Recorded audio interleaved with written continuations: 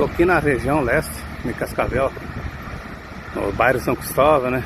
Outra vez, no vídeo anterior, tinha gravado uma parte do São Cristóvão, né? Então dando continuidade aqui na cidade. Vamos fazer mais uma gravação aqui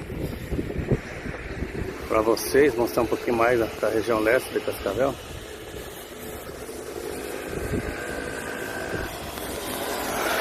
Aí depois eu vou fazer uma gravação lá do alto, né, com o drone, né, com as imagens lá de cima, né, para vocês dar uma olhadinha, dar uma atualizada aqui nessa região leste de São Cristóvão, em Cascavel, para vocês ficarem bem sintonizados, localizados a hora que entrar aqui no bairro, né,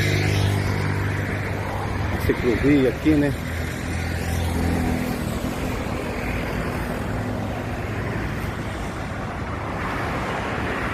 Dá uma pausa aqui, já voltamos com mais a parte do vídeo.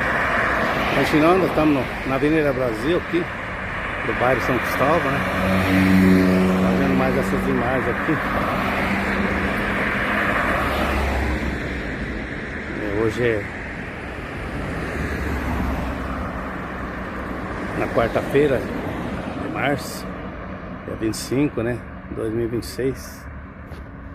Meio perdido no tempo ainda. O tempo passa ligeiro que a gente vai ficar meio perdido. Mas eu vou finalizando agora aqui.